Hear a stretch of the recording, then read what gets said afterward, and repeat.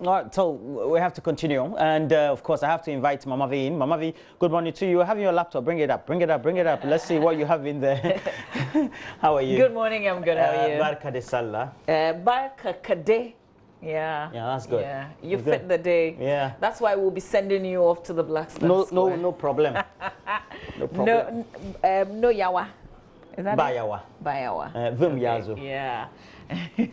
Well, good morning to all of Mashallah. you. Welcome to the AM show. Hopefully you didn't miss the news. There was a lot in the news today.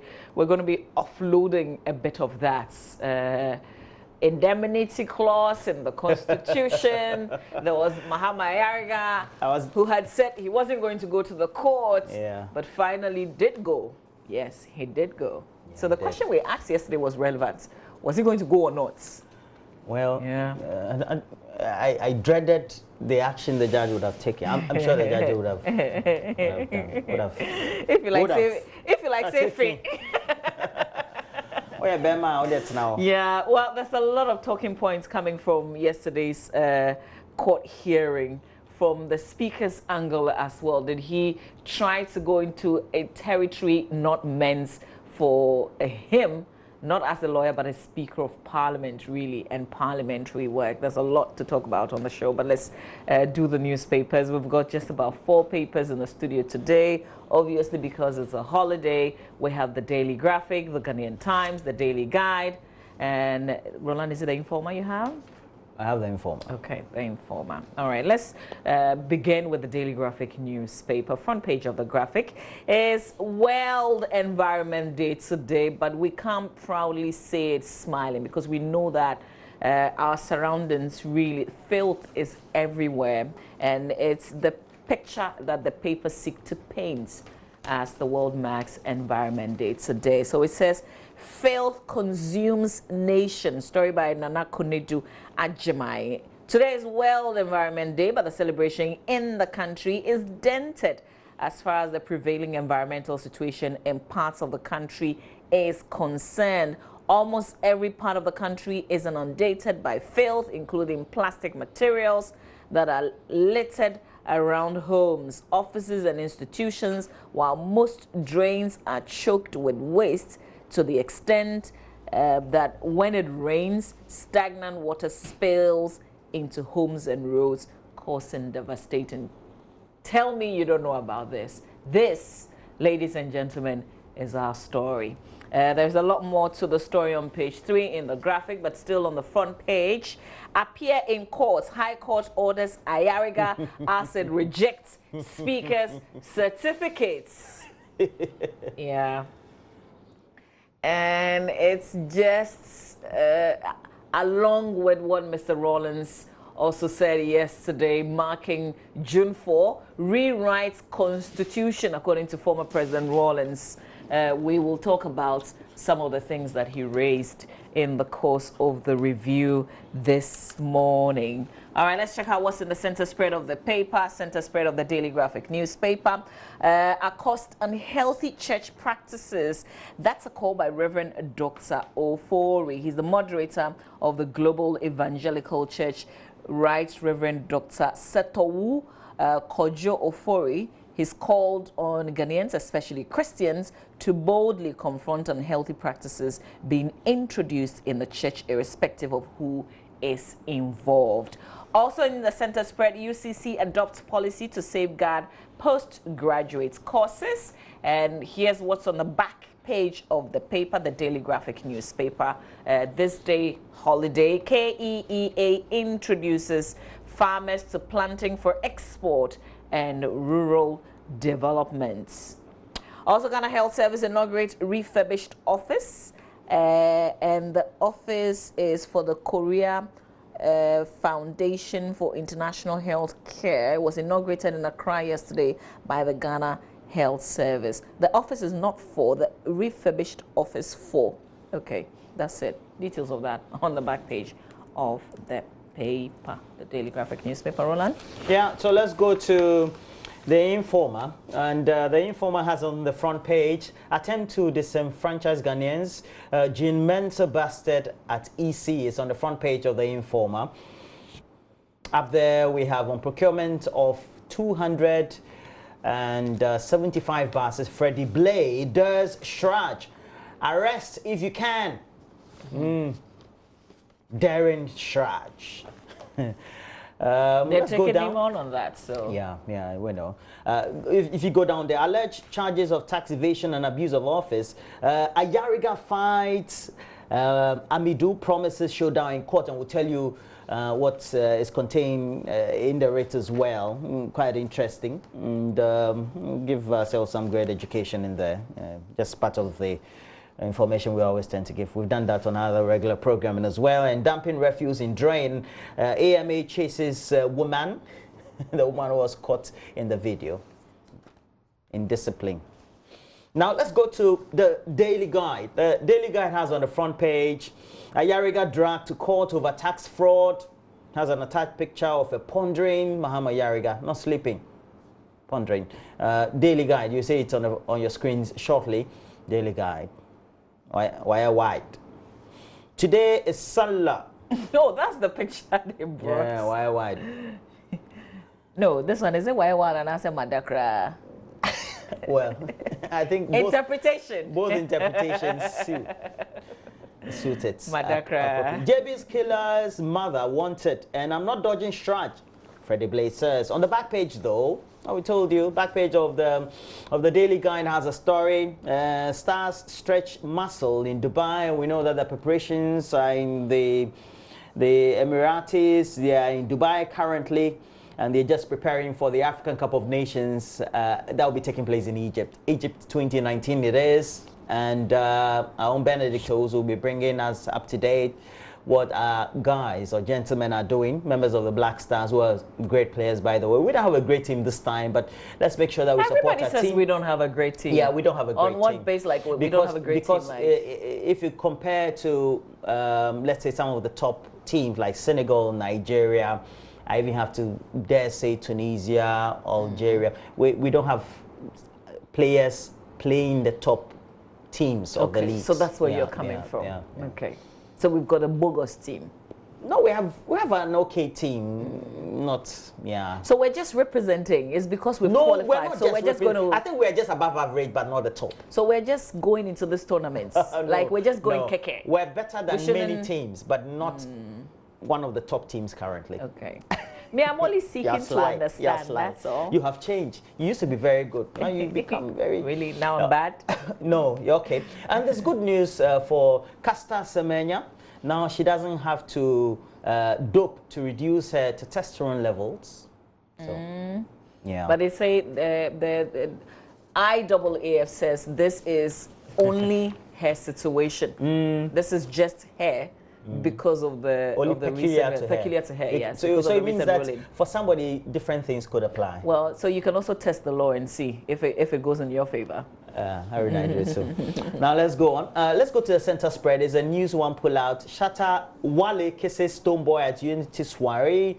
And then we have other stories as well. The thing about Shatta and Stoneboy, just trying to monitor comments, and it looks like a lot of people don't trust Shatta Wale. They say, Charlie, the guy can just go back and do something else the next day. But you know, sometimes good situations come out of bad ones, Charlie. And it looks like they are going to make money from their, is it Unity concert they call it? They're just going to make money. I get that. But you see, is it... But I love the two top musicians, especially Shatta Wale. Is it because there is a criminal... My home Is it because there is a criminal case against the two, so they are trying to get public opinion to be on their side, so that, after all the showdown and everything else, these two are okay, so... And they've shown remorse, they've done things, and so take it easy on them. You mentioned a bit about they making money out of this whole thing. Yeah, that's also another angle to it. But the Charterhouse, who's talking about Charterhouse? Yeah. I think me and you, we haven't had a proper say on this issue. Yeah, we've posited this on our platform, whether we have to look into detail what the discussions will be. But it also shows that the two musicians have some of the best masked supporters out there or fans out there. But this is just my take from this. It also shows that, well, if they put their things right, they could get some of the best accolades. Because when this happened, especially Stonebwoy, because of his affiliation with the international artists, had a lot of messages coming in his favor, etc. So it means that this is just the next step for them to take their talent and music to the next level. Yeah, I don't trust Shatta. Shatta is a musician, man. You never know. Like we've been here. He's going to go away from this press conference and go onto his YouTube. Yeah, he'll post something. Or Facebook, yeah. He's likely to do that. I follow him all the time. So I think he should surprise. But his talent, he's a great guy. No, we're not talking about whether he's great or not as a guy, as a person. We're just talking about how he can shift. And I think he should surprise those of us who really don't trust this latest move of his. Yeah, he should surprise us. So much skepticism. Yeah. Anyway, can you blame us? No, not at all. I don't. We've seen too many things. I don't blame you all. Okay, let's do the Ghanaian Times newspaper front page of the Times. NIA begins Ghana card registration in Accra East. Mahama Ayariga in court over 2 separate cases. Ex-President Rawlings calls for review of 1992 Constitution to remove indemnity clause and transitional provisions. Outdated gun laws to go to stop proliferation of illicit arms. Okay. Also on the front, there's African news. Sudan military calls snap election after crackdown. Sudan's military leaders say they are scrapping all existing agreements with the main opposition coalition and will hold elections within 9 months. The announcement came as the military faced mounting international condemnation for the violent attack on protesters in the capital Khartoum, which reportedly left at least 30 dead. The situation doesn't look good at all. Center spread of the paper, chief directors schooled on IPSAS. That's the International Public Sector Accounting Standards implementation. Details of this story about the outdated gun laws to go.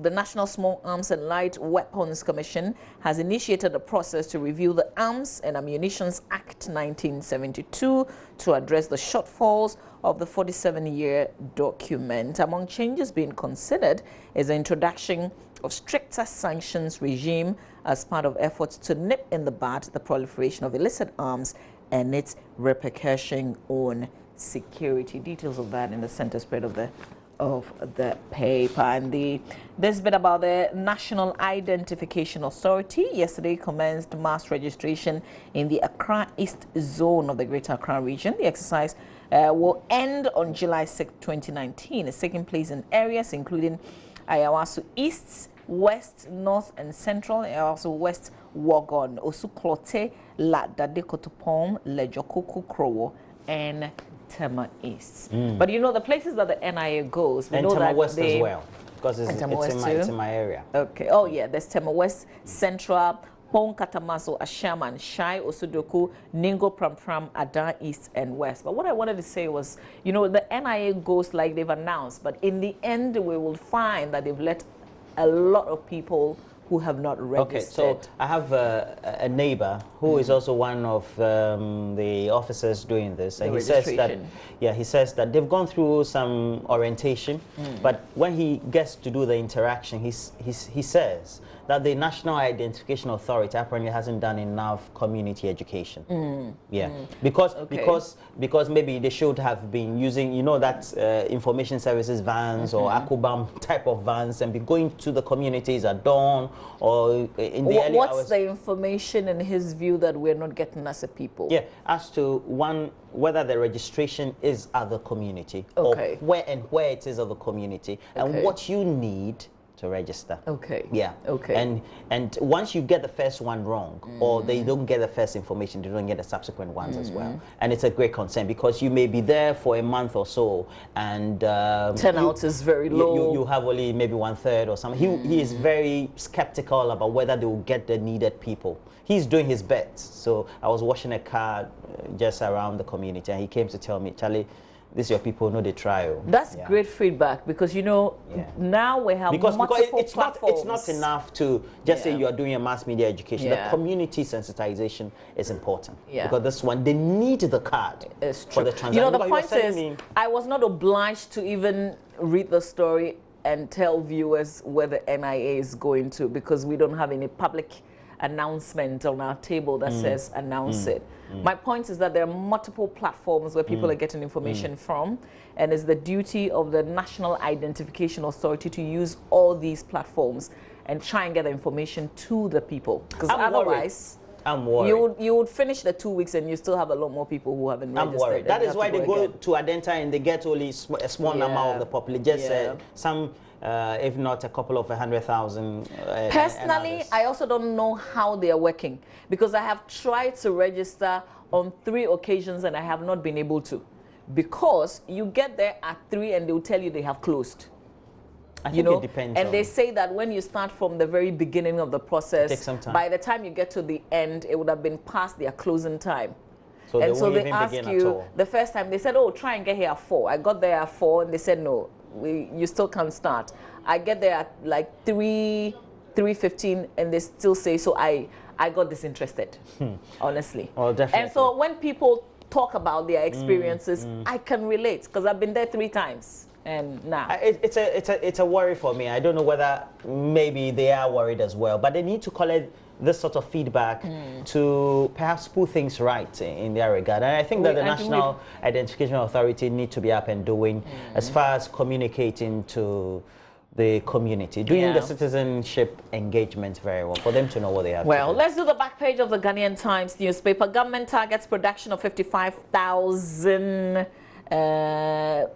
of meats and the first phase of RFG. Okay, no, a bit of detail so that we can all be sure. Government is targeting the production of 55,000 metric tons of meats under the first phase of its Rearing for Food and Jobs initiative, which seeks to facilitate growth in the country's livestock industry. There's a lot of planting for, rearing for. I don't know, are we all on the same page? Do we really understand? There's the planting for export and rural development. And then there's jobs. There's